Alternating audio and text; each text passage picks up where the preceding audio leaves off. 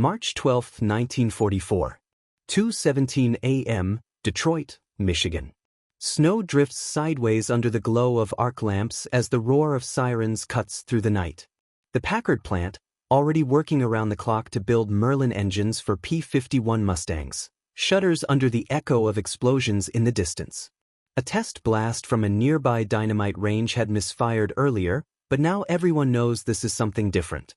A fuel line from the riverfront yard has ruptured and ignited, and the fire is eating through the loading bay faster than anyone can shout orders. Flames spit from shattered windows. Steel groans. The factory floor trembles. Inside, Production Chief Walter Griggs sprints through the haze, coat half on, task long forgotten. He was only supposed to review a late-night shift change. Now he's barking at workers to pull breakers and drag tool carts away from collapsing rafters. You can hear the hiss of molten metal dripping from overhead beams, like the ceiling itself is melting. Griggs stops at Assembly Line C, where a dozen half-finished engines glisten under the emergency lights. "Get the jigs off the line," he yells, grabbing two mechanics by the sleeves. "Move like your life depends on it." A forklift lurches forward, tires screeching across the oil-slick floor. The driver, Corporal Luis Mendez, a former mechanic drafted into the Army but loaned back to the plant for his technical skills, lowers his goggles and pushes toward the fire. Heat slams against his face. The wooden crates stacked nearby are already catching. Someone coughs. Someone else screams for water. The sprinklers are fighting a losing battle. Within minutes, the inferno breaches the southern wall. The roof above storage row sags, then folds inward with a roar. Sparks blast out in a mushroom of orange light. From the outside, it looks like the plant has taken a direct hit from a Luftwaffe incendiary raid, something German commanders believed was impossible to recover from quickly. But Detroit isn't Berlin, and American industry plays by different rules. By dawn, the fire is out. The cold air is thick with the bite of wet ash. Smoke trails upward in pale ribbons above the blackened skeleton of the loading bay. Fire crews are still spraying hotspots, their hoses hissing against the smoldering metal. You stand among the workers gathering outside, watching steam curl from the ruined section of the plant. No one speaks at first. The realization settles over them like the falling snow. A fifth of the engine line is gone. Foreman Eddie Vargas spits into the slush and mutters, 3 months. Minimum. He's thinking like the Germans would: brick-and-mortar factories, rigid layouts, custom-built foundations for each machine. In Germany, a hit like this means catastrophic downtime. Production schedules collapse. Skilled labor is scattered. Rebuilding takes months, sometimes years. But Griggs isn't thinking about months. He's thinking about hours. He steps onto an overturned oil drum and shouts over the wind, "I want the replacement frames rolling by noon." Heads turn. Someone swears. Someone laughs, assuming he's joking. He isn't. Within 30 minutes, engineers from the Emergency Plant Repair Corps are arriving, men in heavy coats carrying blueprints, surveying gear, and clipboards crammed with modular schematics. Their trucks roll up with pre-cut steel trusses strapped to the beds, the kind that can be bolted together faster than concrete can dry. This system, rapid replacement frames, modular mounts, standardized machinery, didn't exist before the war. America invented it because the U.S. government assumed the worst, that enemy bombers would reach home soil someday. They never did. But the system remained, ready for exactly this moment. A lieutenant from the Corps, Lieutenant Warren Hale, walks through the rubble with Griggs at his side. Hale taps a twisted support beam with his boot. "Cut it out," he says. "That beam holds half the loading bay," Griggs replies. "It held half the loading bay," Hale corrects. "By tonight it'll be a skeleton frame. By tomorrow it'll be back under roof." He unrolls a set of plans. The pages flap in the wind like the wings of a giant bird. Every replacement piece is numbered. Every mounting point already exists. Every machine slot is standardized. What burned is tragic. But what's needed to rebuild it? Already sitting in a warehouse 12 miles away. Workers gather around the trucks. Someone hands out gloves. Someone else fires up a cutting torch. Snow turns gray under the sparks. You watch as teams swarm the wreckage in coordinated waves, torch crews first, then frame lifters, then welders plugging the new skeleton into place. The pace is frantic, almost unbelievable. It feels less like a construction site and more like a battlefield triage unit. Mendez wipes soot from his goggles and tells a new arrival, "Don't bother asking where to start. Just grab something and follow whoever's yelling the loudest." By late afternoon, the twisted remains of the southern wall are already gone. The ground is cleared. Fresh steel stands where charred beams had collapsed only hours before. A temporary roof tarp snaps in the wind. A machinist leans on a crate and whispers, "Germany would think we're cheating." Maybe they would. Maybe they already did. But nothing here is a trick. Just planning, standardization, and an industrial system built to bounce back from the worst conceivable hit, even when the hit comes from an accident on American soil. This is the moment German engineers would hear about months later. And this is the moment they would struggle to believe. The Packard plant should have been silent for weeks. Instead, by nightfall, the reconstruction sounds like a factory already halfway back to life. By midnight, the Packard plant looks less like a disaster zone and more like a controlled frenzy of sparks, engines, and shouted orders. Temporary floodlights bathe the reconstruction site in hard white light, making the rising steel frames glow like the bones of some metallic giant being stitched back together. Snow has stopped falling. The sky is clear now, winter stars flickering above the smoke-plumed chimneys, but no one has time to look up. The focus is the ground beneath their boots, the bolts in their gloved hands, and the new skeleton taking shape where the fire tried to erase history. Inside the unburned section of the plant, Griggs walks along the assembly line with Lieutenant Hale at his side. The colonel overseeing the emergency plant repair corps is still hours away, but Hale doesn't wait for rank. He's already planning the next step. "Those engines," he says, pointing at the half-built Merlins, "they'll need new fuel calibrators. The ones you lost in the fire." "We've got spares," Griggs replies. "Not enough. We'll borrow from Cleveland if we have to." "You can do that?" "We can do anything," Hale says, shrugging. "That's the point." The clang of hammers echoes like artillery in the distance. Workers shout measurements across the crate-strewn aisles. Someone slams a wrench against a beam twice, short signals to bring over a power drill. Simple coded communication. Efficient. Almost military. That's because it is military. America's factories are an extension of its war machine, just as important as any frontline battalion. And tonight, they fight their own battle. Outside, a truck skids to a stop, brakes hissing in the cold. A dozen steel mounts are unloaded, prefabricated, numbered, designed to hold the same types of lathes and milling machines used from coast to coast. Standardized to the bolt. A young engineer named Frank Danner hops down, clutching a clipboard.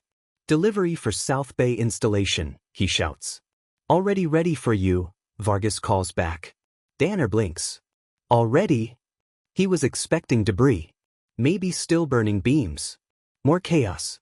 Instead he finds a cleared foundation, fresh girders, and welders tightening bolts with a speed he's only seen on training films. "This place burned down, right?" he asks. "Couple hours ago," Vargas says, wiping sweat and soot from his forehead. "We're on lunch break from hell." Danner can't help but grin. The Germans wouldn't believe this if they saw it. Vargas lifts a beam with two other men. "Good. Let him hear about it." Meanwhile, across the Atlantic, thousands of miles away, German engineers and officers are grappling with an entirely different reality. In Hamburg, Essen, Cologne, cities shredded by Allied bombs, their factories lie in ruins for weeks at a time.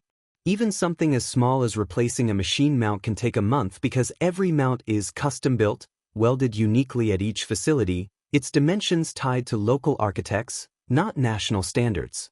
A destroyed beam requires new measurements, new metal orders, new blueprints.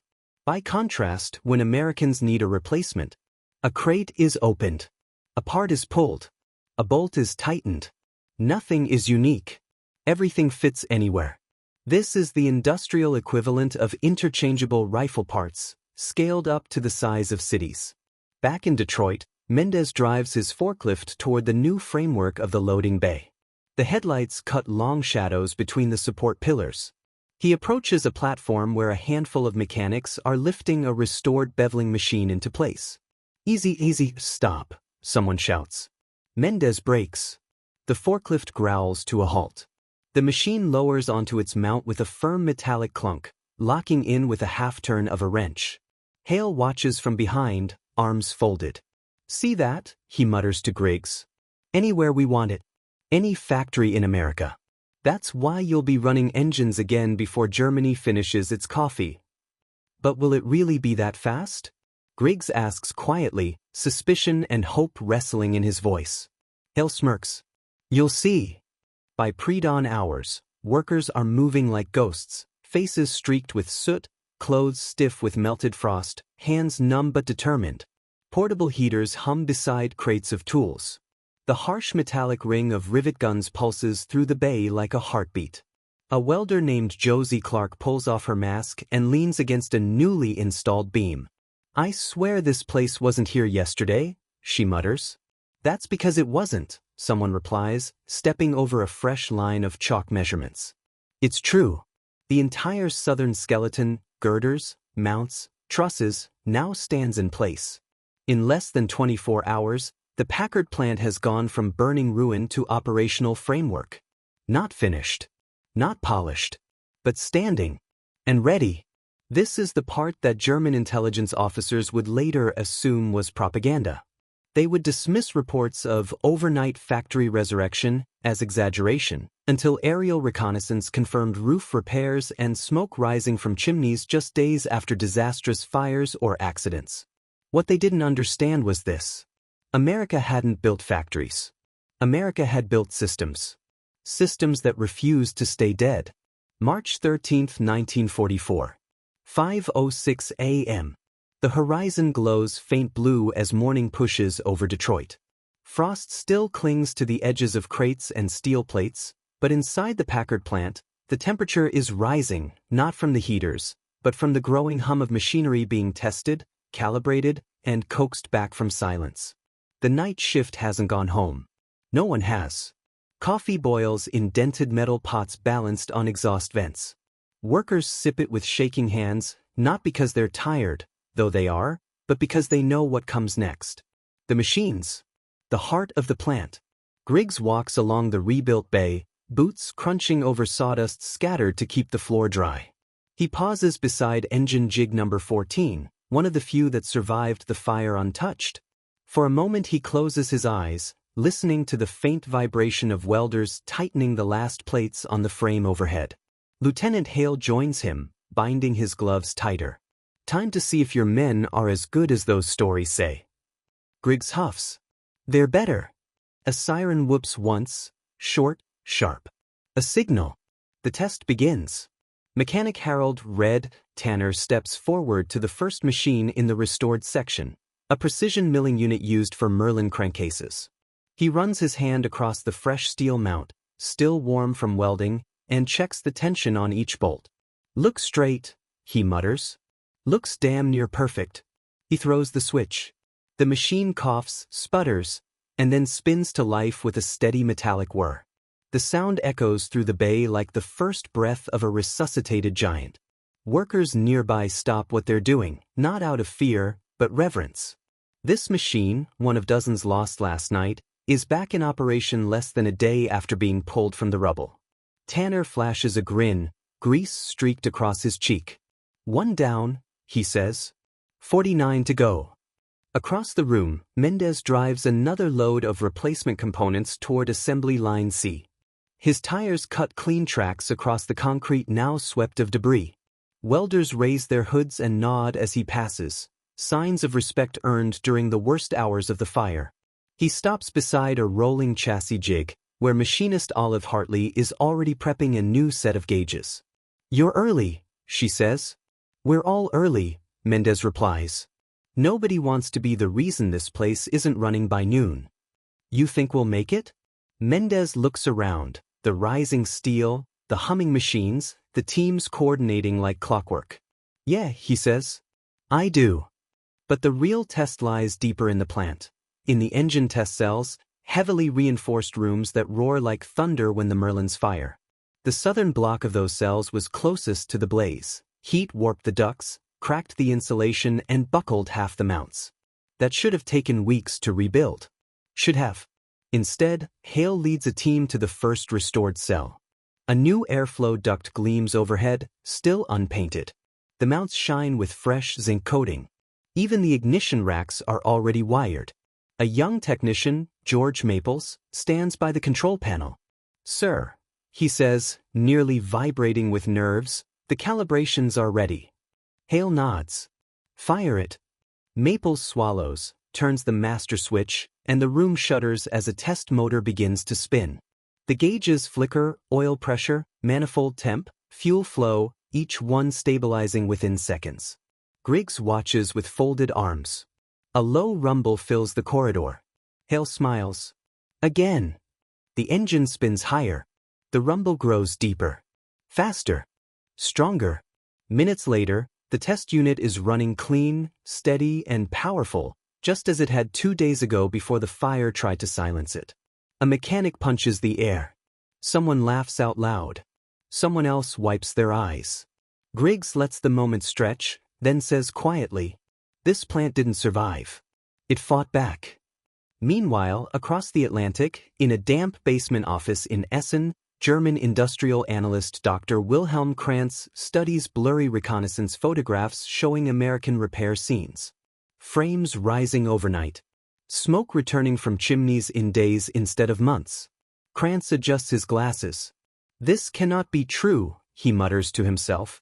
"A facility of this size, rebuilt in 48 hours? Impossible. Not even Krupp can do this." But as more photos arrive, more reports, more accounts from captured airmen, the truth becomes unavoidable. The Americans have created a war industry that bends but does not break. Krantz runs his finger across a column labeled Ausfallzeit, down. For Germany, 62 days average after a bombing strike. For the United States, 2 to 7 days, depending on damage. He slams the folder shut. "Unfair," he whispers. "It's unfair." But nothing about it is unfair. Just unmatched. Back in Detroit, by mid-morning, the Packard plant is alive again, limping, patched, scarred, but working. The rebuilt loading bay echoes with the rhythmic clatter of crates being moved. The assembly line ticks forward.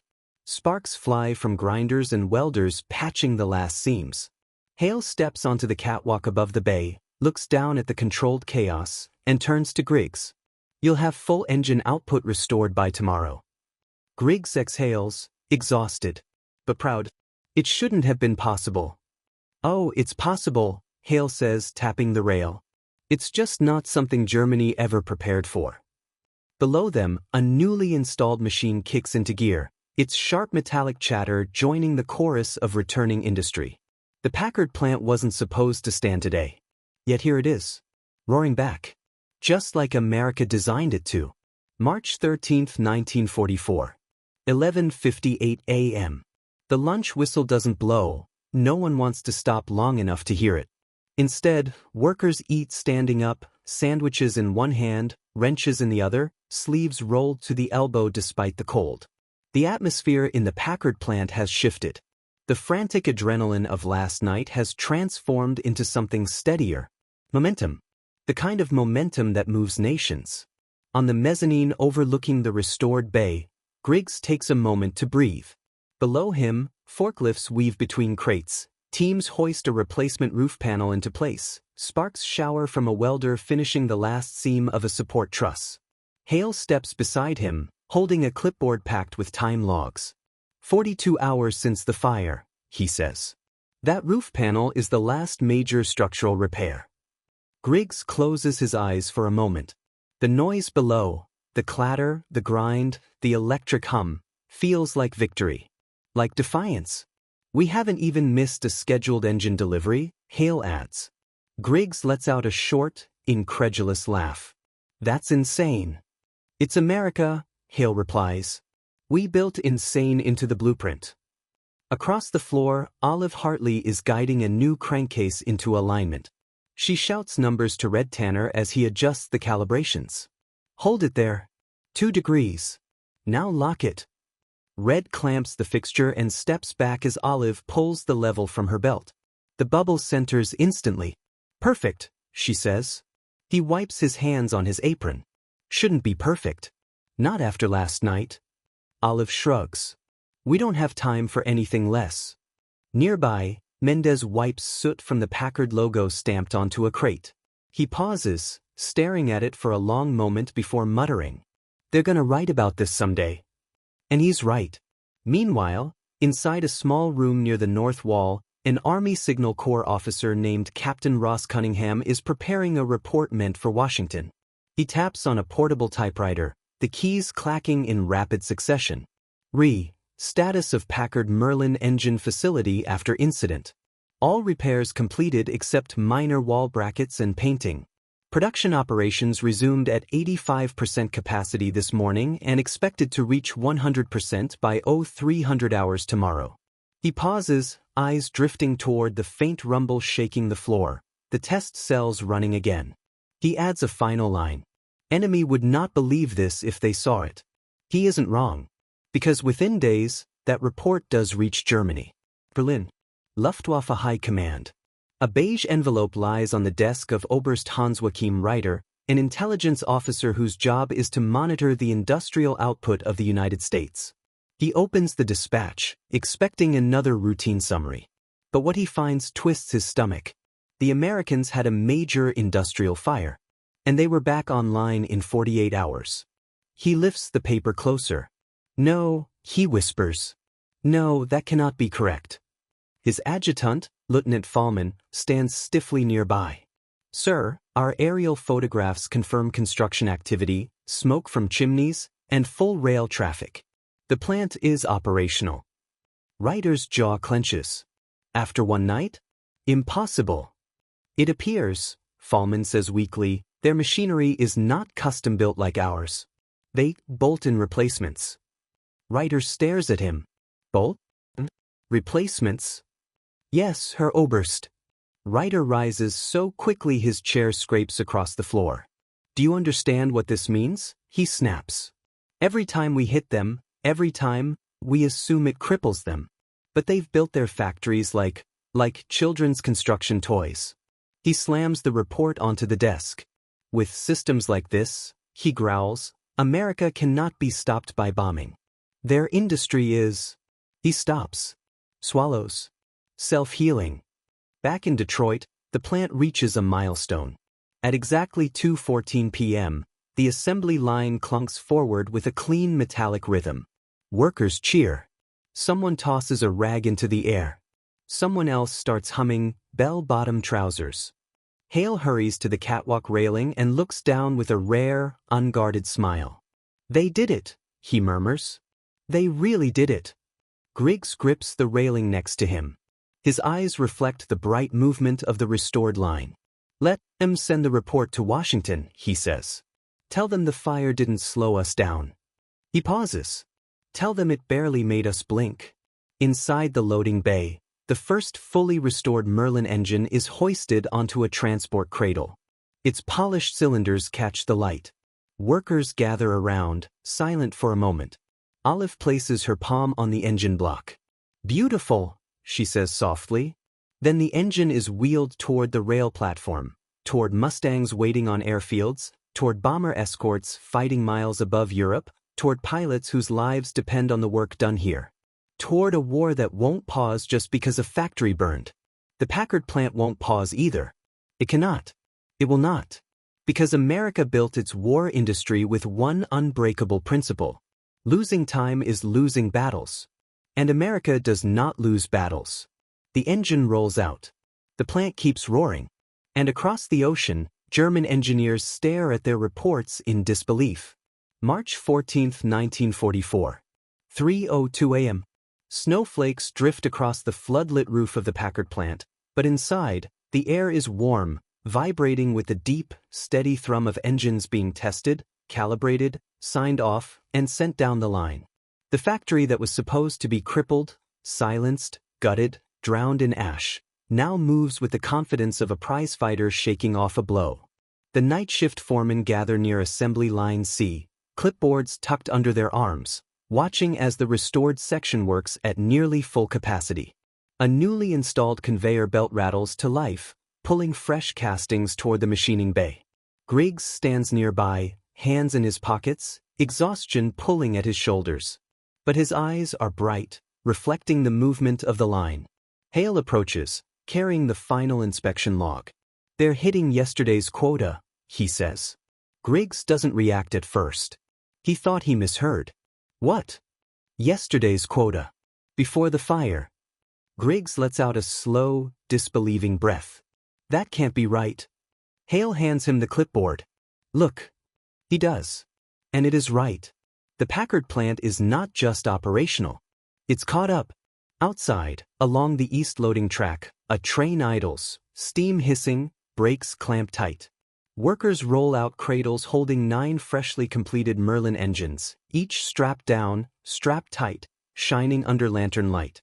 Mendez and Olive walk alongside the load, double-checking each strap. Olive taps a bolt on engine number 68112. "This one survived the fire," she says. Mendez snorts. "Guess it wanted to keep fighting. Just like the rest of us." They share a tired smile, one born from too many hours, too little sleep, and a job that should have broken them. But didn't.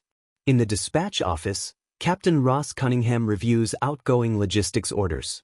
He stamps the final document, then threads the carbon copy into a courier packet headed for Washington. He hesitates before sealing it. He writes one last line across the bottom margin. "Recommend this facility be used as national case study in rapid industrial recovery." He signs his name. He underlines it. Washington won't ignore this. No one can. Meanwhile, 4,000 miles away, the news reaches German Industrial Command again, this time through an intercepted supply manifest confirming America's full production rate. In a bunker lit by dim yellow lamps, General Feldmarschall Albert Kesselring studies the decoded document. His staff waits silently, afraid to speak. "So," he says quietly, "the Americans rebuild a major engine plant in 2 days." No one answers. Kesselring folds his arms. "We destroy their factories." He nods at the report. "And they simply stand them back up." A junior logistics officer steps forward. "Herr General Feldmarschall, if this is accurate?" "It is accurate," Kesselring cuts in sharply. "Our reconnaissance confirms rail shipments resumed less than 48 hours after the fire." Silence settles in the room like dust. Kesselring sighs, exhausted, frustrated, and, for the first time, truly shaken. "This war will not be won by breaking their industry," he says. "Their industry bends. It regenerates." He stares at the document. And that is something Germany cannot match. Back in Detroit, dawn breaks, orange light sliding through the factory windows, painting the steel frames with a warm glow that makes the new beams gleam like they were always meant to be there. The plant hums now with the rhythm of a living thing, resilient, stubborn, unstoppable. Workers move with tired limbs but unwavering purpose. Engineers cross catwalks with fresh blueprints. Forklifts buzz through aisles like bees in a hive rebuilt overnight. Griggs steps outside for the first time in hours, breathing the cold morning air. Frost crunches under his boots as he looks up at the restored section of the factory, already venting steam, already pushing heat into the winter sky. He remembers last night vividly, the bursting flames, the collapsing roof, the way the southern wall glowed like a furnace. And now, that same wall is solid steel again. That same roof is patched and reinforced. That same section is alive. Hale steps outside behind him. "Take a good look," he says. Griggs nods. "I am." This is what happens when a country prepares not for perfection, Hale gestures at the factory, but for failure. Griggs frowns. "Failure. Failure's inevitable," Hale says. "How fast you recover, that's what wins wars." He looks at the plant, hands on his hips. And right now, no one on Earth recovers like America. Inside, a whistle blows. The conveyor restarts. The machines roar. And another Merlin engine slides into place on the assembly line. At full speed. As if nothing had ever happened. As if the fire was just a rumor. As if the Packard plant had no intention ever of staying down. Because it didn't. And it never would. March 14, 1944. 10:47 a.m. The Packard plant is running at 100% capacity. Engines rattle down the line. Cranes swing overhead. Test cells roar like caged thunderstorms. The rebuilt southern bay, once a glowing inferno of twisted beams, is now indistinguishable from the rest of the factory except for one thing. Its steel is still shiny. As Griggs walks the length of the restored section, he trails his hand along one of the new beams. It's warm to the touch, vibrating faintly with the movement of machines bolted to its base. Every few feet, weld seams catch the light like silver scars. Hale joins him, stepping around a toolbox. Washington wants a full reconstruction report, he says. Figures, Griggs replies. They don't believe it either. Near assembly line B, Olive is calibrating a torque tool while Red Tanner and Josie Clark argue good-naturedly over which newly installed machine should get a protective coat of paint first. The grinder, Josie insists. It's the workhorse. It deserves it. Red snorts. It's ugly as sin and it'll stay ugly. Paint the lathe. Paint doesn't make it pretty, Olive says, tightening a bolt. Nothing will make you pretty either, Red. Red grins. Fair enough. They laugh, relieved laughter, victorious laughter, the kind of laughter that comes only after staring catastrophe in the face and walking right past it. At noon, a siren blares. Not a fire siren. Not an alarm. A signal. Griggs and Hale stop mid-stride. Workers put down their tools. Forklifts brake. Everything halts at once. It's the plant-wide announcement system. A voice crackles over the loudspeaker, deep, calm, unmistakable. This is Colonel Walter McIntyre of the Emergency Plant Repair Corps. I want every man and woman in this facility to hear me loud and clear. The entire Packard plant listens. 48 hours ago, this factory was on fire. Today, you are producing engines faster than before the incident. This is the fastest full-scale industrial recovery recorded in U.S. history. A cheer erupts, but McIntyre isn't finished. Berlin believes America is slow, soft, wasteful. You have proven them wrong.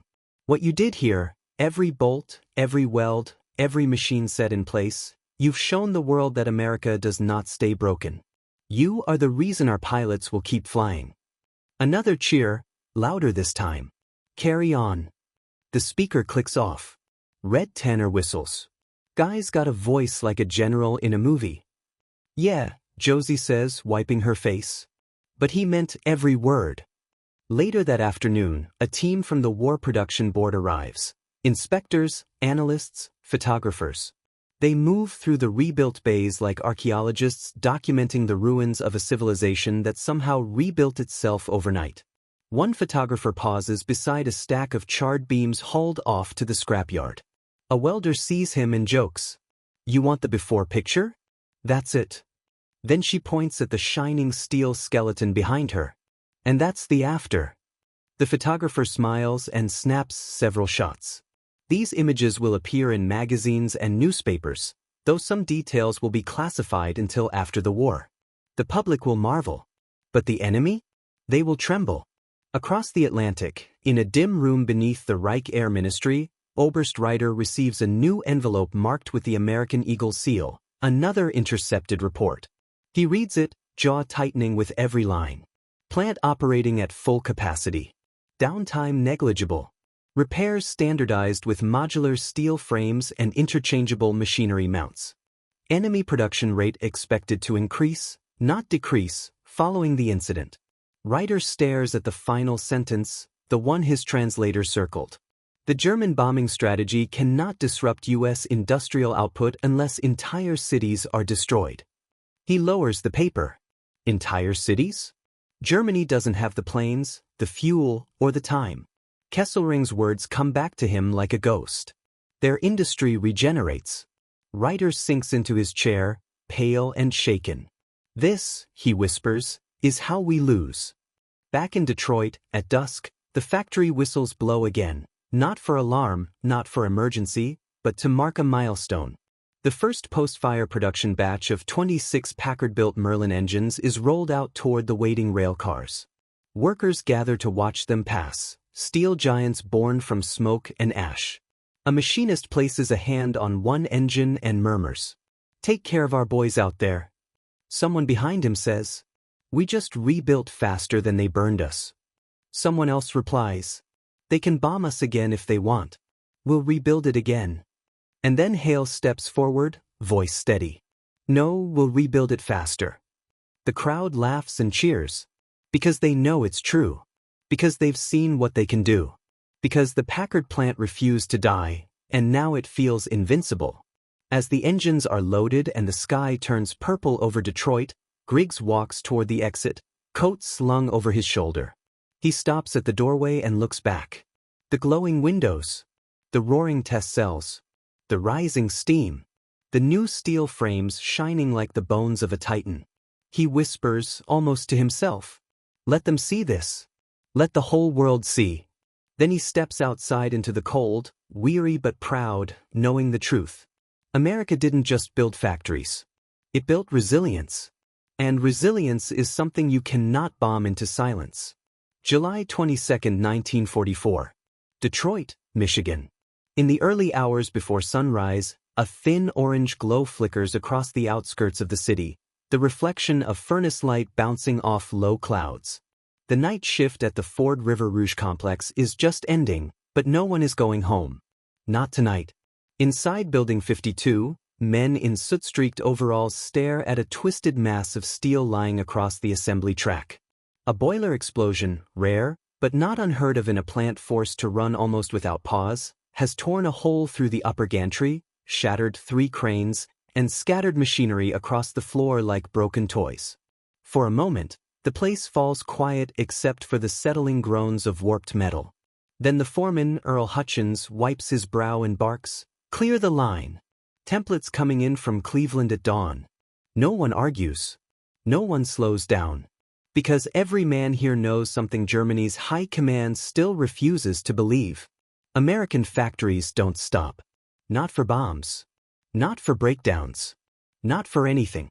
By midday, the air around the plant vibrates with noise.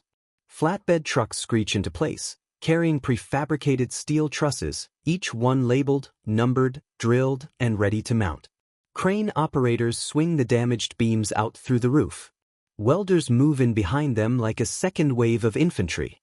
You can feel the heat rolling off the sparks. Smell the burnt paint. Hear the clatter of rivet guns punching through steel like rapid-fire weapons. In a corner of the building, a group of German POW laborers, assigned under strict supervision to non-sensitive industrial cleanup, pause their sweeping as the entire structure seems to transform in front of their eyes. One of them, a former engineer named Gerhard Fuchs, mutters under his breath, "Das wäre in Deutschland. Wochen. Violite Monate." Back home, this would take weeks. Maybe months. They aren't even speaking loudly, but Earl hears them and cracks a tired grin. "Welcome to Detroit, boys," he says. "We fix things fast around here." The speed isn't magic. It's planning years of it. Every major wartime American factory has shadow parts stored offsite. Spare girders, pre-cut roof panels, replacement presses, modular conveyor lines. The moment something breaks, or gets blown apart, replacement parts roll in from dozens of supporting plants. You can see it in motion right now as a team guides a new 200-ton hydraulic press module into position. It clicks onto the foundation rails like a drawer sliding shut, already wired, already calibrated, already tested. Germany, still relying on customized, artisanal machinery, can't match this. Here, the factory works like a giant kit, industrial Lego designed for war. By the second night, the building hums again. Not fully. Not perfectly. But enough. Enough for the punch presses to resume stamping out the curved steel plates destined for the bellies of B-24 bombers. Enough for shift foremen to walk the line with clipboards, double-checking torque values and alignment specs like nothing ever happened. Enough for Gerhard Fuchs to stare in open disbelief as the floor around him rattles back to life. He whispers to another POW, "Es ist es ob ein Zweitfabrik irgendwo versteckt haben." It's like they're hiding a second factory somewhere. He isn't far off. Detroit doesn't just repair itself, it replaces itself. Entire buildings have duplicates on paper. Spare foundations. Pre-built roof trusses stacked in warehouses miles away. Tooling rigs crated in anticipation of attacks that may never come. America doesn't wait for disaster. America prepares for it. And the result is something no German engineer had ever imagined. A nation whose factories can be destroyed at breakfast and back online by supper. August 3, 1944. Berlin, Germany. The smell of cigarette smoke mingles with the thick haze of oil lamps in the Luftwaffe headquarters. Oberst Reiter sits behind his desk, papers scattered around him like a chaotic battlefield. His hands shake slightly as he rereads the latest intelligence reports. Detroit, Chicago, Cleveland, and hundreds of other industrial centers, all struck, all damaged, all already producing again. He slams his fist onto the table. How can they do this? He roars. Every report says our raids hit hard. They should be crippled. And yet, he gestures at the maps. Each red circle marking a bomb strike is followed by blue arrows, representing engines, tanks, or aircraft moving out of American ports within days of the attack. Lieutenant Fallman, standing stiffly at attention, swallows. Sir, it's not just the speed, Oberst. It's the method. Their factories are modular, pre-prepared. Each part has a duplicate. Each machine can be replaced overnight. They bounce back, Reiter finishes for him. His voice drops to a grim whisper. Every time we think we've hurt them, we've only made them stronger. For the first time, the notion of air superiority feels hollow. Months of careful bombing strategy, meticulously planned to paralyze American production, are meaningless against a system designed to shrug off destruction. Germany had assumed that obliteration would equal victory. But America had built resilience into the very bones of its factories. Back in Detroit, August 4, 1944.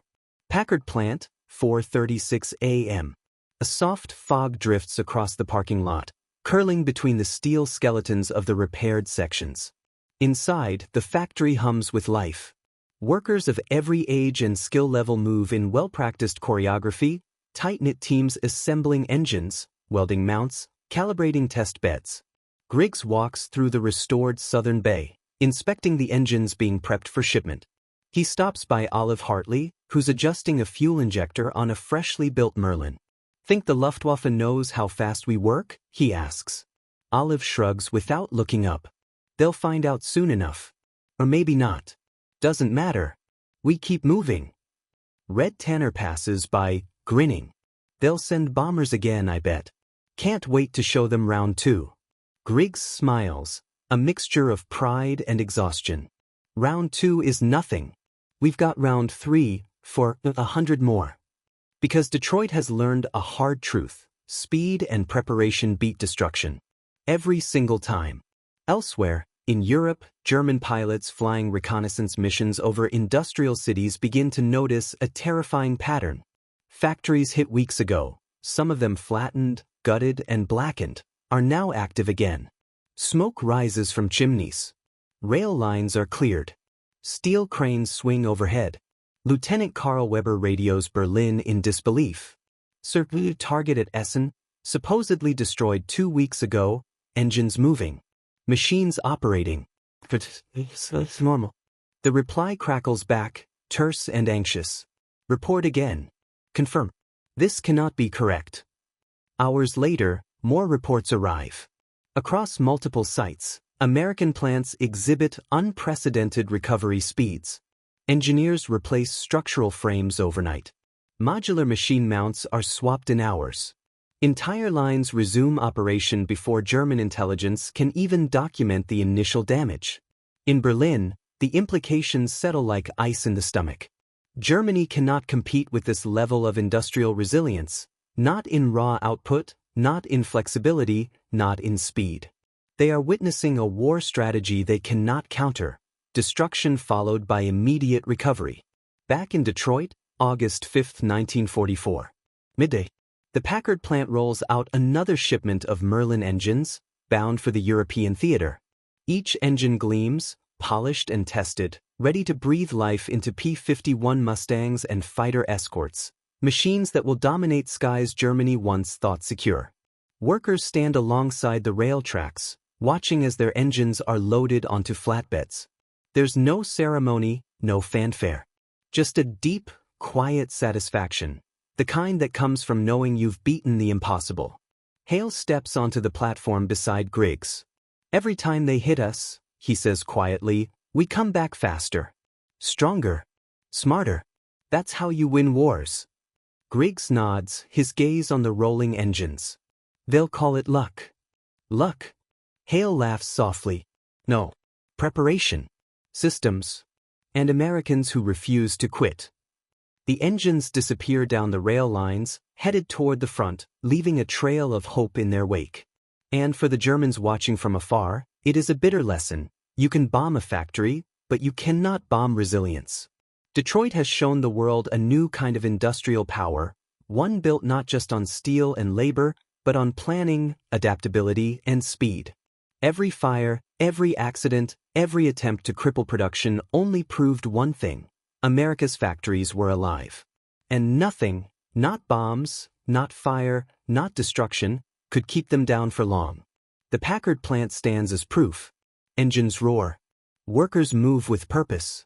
And across the Atlantic, German engineers cannot believe it. Because what they see is America refusing to be defeated. August 6, 1944. Detroit, Michigan. The sun rises over the restored Packard plant, brushing the steel frames of the southern bay with gold light. Steam spirals lazily from exhaust stacks, blending with the faint morning fog. Inside, the factory floor hums with life. Engines glide down the assembly lines, test cells roar in their chambers, and welders finish final seams as if nothing had ever happened. Griggs walks along the lines, clipboard in hand, checking output figures. Each number confirms the same truth. Production hasn't just resumed, it has exceeded expectations. Hale joins him, nodding toward a team finishing the calibration of a newly installed machine. 2 weeks ago, Hale says, this bay would have been considered a total loss in most countries. Weeks of downtime at least. Griggs smiles faintly. Not here. Not in Detroit. Not in America. Outside, reporters and photographers, briefly allowed to document the recovery, move cautiously among the workers. Cameras click. Notebooks scribble furiously. But even these observers are struck by something more than just speed. It's the coordination. The ease with which crews move from one damaged section to another. The way beams are lifted, machines mounted, engines tested, all without hesitation, all without confusion. A photographer whispers to his companion, "It's like watching a war game, except the victory is industrial." And in a sense, it is. Because the factory itself has become a weapon, one that Germany cannot destroy with bombs. Across the Atlantic, German intelligence continues to digest the impossible. Reports arrive in rapid succession. Engines rolling out of Detroit less than 48 hours after accidents. Modular steel frames allowing entire bays to be rebuilt overnight. Standardized machine mounts reducing downtime to hours. Rail shipments resuming immediately after factory incidents. Oberstreiter sits in a dim office in Berlin, staring at the documents like they are lies. His hand shakes slightly as he taps a pencil on the map. How do they do this?" he mutters. Lieutenant Fallman clears his throat. "Sir, it is the system. They prepare for failure before it even happens. Every part, every frame interchangeable. Every blueprint ready to deploy. They have built resilience into the factory itself." Ryder leans back in his chair, jaw tight. "Resilience," he repeats, voice low. "Something we cannot bomb, cannot sabotage, cannot break." The reality is sinking in. No matter how many raids Germany plans, no matter how many factories burn, American production will return faster than they can imagine. Back in Detroit, the day stretches on. Workers continue their shifts in silence, focused on output. Forklifts hum, conveyors clatter, engines roar. Every movement is purposeful, every bolt tightened with precision. Hale steps onto a catwalk overlooking the restored bay and speaks quietly to Griggs. Years from now, he says, people will study what we did here. Not because it was fast, but because it worked. Every time we thought we were beaten, we came back stronger. That's the difference. That's the American way. Griggs watches a freshly completed engine being loaded onto a flatbed. Its polished cylinders reflect the sun. They'll remember it, he says softly, and they'll never believe it until they see it with their own eyes. By evening, the plant falls into a quieter rhythm. The major repairs are complete. Only minor adjustments remain.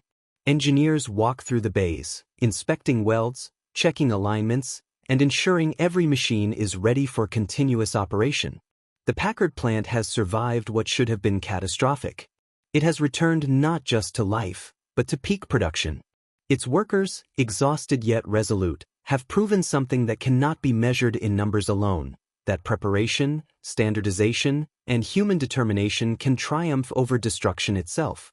Across the ocean, German engineers continue to study the reports in disbelief. Weeks, months, and even years of planning, bombing, and disruption could not touch the speed and resilience of American industry. And the lesson is clear. While bombs can destroy steel, they cannot destroy a system designed to rise again, and rise faster than anyone thought possible. The Packard plant, scarred but unbowed, stands as a monument to that truth. Its engines roar into the skies, carrying not just aircraft, but the unmistakable message that America rebuilds, and America endures. August 7, 1944. Camp Atterbury, Indiana. A convoy of flatbed trucks rolls onto the rail yard, each loaded with Packard-built Merlin engines fresh from Detroit. The sun glints off polished steel, highlighting the perfect alignment of cylinders and crankcases, a testament not just to precision machining, but to the resilience that built them. Staff Sergeant James "Jimmy" Calloway stands beside the rail platform, clipboard in hand, checking serial numbers as each engine is carefully strapped into place. These engines came from the fire plant in Detroit? He asks, raising an eyebrow at a young technician. Yes, Sergeant, replies Private George Linton, wiping sweat from his forehead. They were back online 2 days after a fire tore through half the factory. Calloway whistles. 2 days? Germany would have killed to cripple production like that. Linton nods. And yet here they are, ready for the skies. By mid-afternoon, the engines are loaded onto freight trains bound for airfields in England and Italy. Mechanics, pilots, and ground crews inspect each engine before it is hoisted onto waiting Mustangs and P-51 fighters. Every Merlin that leaves Detroit carries more than horsepower. It carries the proof of American industrial determination. Lieutenant Howard Fletcher, assigned to one of the newly delivered Mustangs, runs his hands over the engine block with awe. You realize this thing was in a burning factory 2 days ago? He says. The crew chief shakes his head. Doesn't matter. What matters is it's here. And it's perfect. Fletcher climbs into the cockpit. The sun reflects off the polished metal, and he can almost feel the pulse of Detroit in the vibration beneath his hands. He starts the engine. It roars to life. Smooth, powerful, ready to dominate the skies over Europe.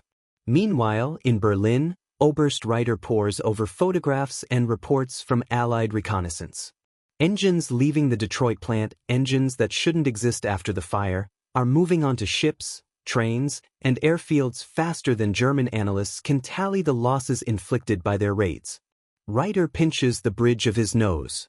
How do they recover so quickly? He mutters. Lieutenant Fallman replies quietly, almost to himself, they build for failure, Herr Oberst. Every machine, every frame, every line, ready to replace itself.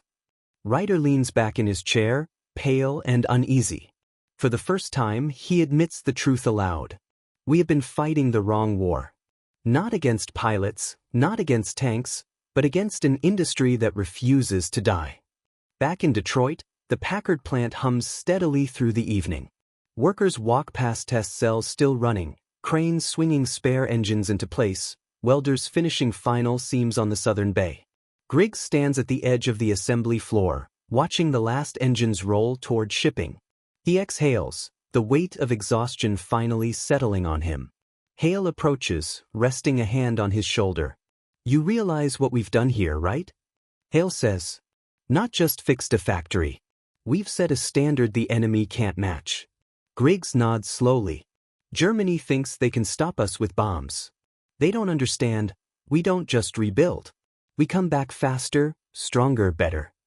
Hale smiles faintly. Exactly. And every engine leaving this plant proves it. Every Mustang, every fighter that flies, it's carrying the heartbeat of Detroit. As twilight falls over the city, the Packard plant glows through the mist. Smoke from chimneys rises steadily, engines hum along the lines, and cranes swing like clockwork. The fire that should have stopped production has become a story of speed, ingenuity, and unbreakable resolve. Across the Atlantic, German engineers, officers, and pilots watch in disbelief. They cannot comprehend a system designed to shrug off destruction. Reports of overnight rebuilds, modular machinery, and standardized mounts undermine months of careful planning. Detroit, and all of American industry, has sent a message. You can destroy steel, but you cannot destroy preparation, standardization, and the determination of people who refuse to quit. The engines leave the factory, roaring toward the front lines, carrying the unmistakable lesson: America rebuilds. America endures. And Germany cannot stop it. August 8, 1944. Detroit, Michigan. The city wakes slowly to the hum of industry, and the Packard plant is already alive.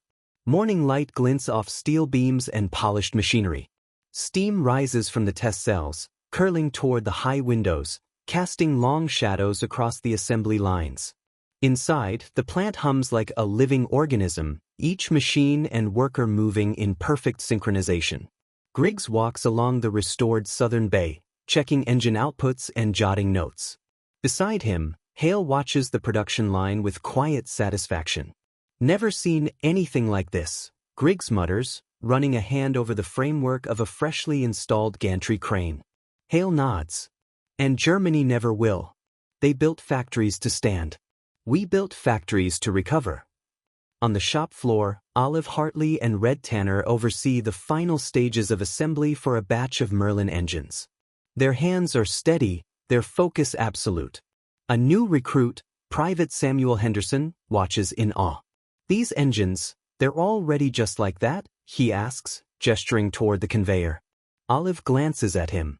Just every bolt, every mount, every calibration. If this plant burns tomorrow, we rebuild it faster than it took to finish today. Red chuckles. And then we ship out more engines the day after. Henderson shakes his head.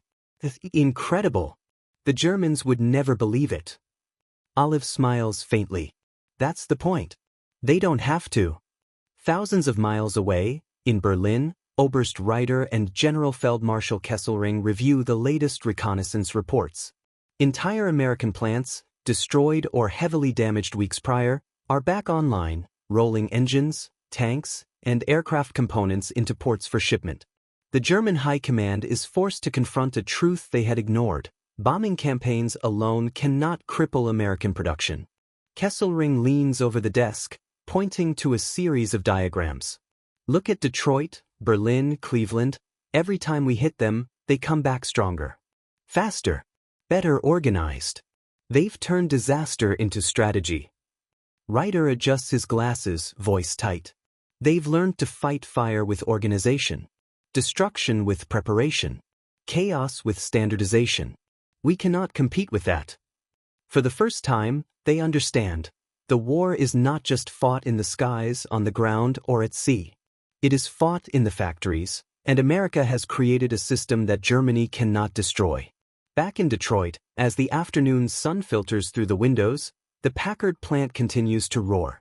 The hum of engines, the clatter of conveyors, and the sharp hiss of welders form a symphony of resilience. Griggs walks toward the shipping dock, watching as the first engines of the day are loaded onto rail cars bound for European airfields. He pauses, glancing back at the rebuilt sections, the southern bay, the test cells, the freshly installed cranes. Each gleaming steel beam is a monument to the workers' skill and determination. Hale joins him, arms folded. Every engine that leaves this plant carries a message, he says quietly. Not just to the pilots flying them, but to everyone watching across the Atlantic. This is what happens when you build for war and never quit. Griggs nods, feeling the weight of the moment. A fire could destroy walls, floors, even machines, but it can't destroy resolve. Not here. Not in America. The Packard plant stands as a testament to the power of preparation, modular design, and human determination. Every fire, every accident, every bombing raid proves one undeniable fact. American industry does not simply recover, it strikes back faster than anyone expects. And as the engines roll out, bound for the skies over Europe, the message is clear. You can try to stop America, but it will rebuild. You can try to destroy its factories, but they will rise again. You can bomb its plants, but you cannot bomb its resolve. In Detroit, in the heart of American industry, the fire has been forgotten, not because it never happened, but because it never stopped them. The engines roar toward the front lines. The plant hums with life. The workers keep moving. And across the Atlantic, German engineers stare at reports and photographs, realizing the bitter truth. They are fighting a force they cannot break. The Packard plant, scarred but unbowed, will continue to produce. The engines will fly. And the lesson of resilience will endure long after the last rivet is tightened.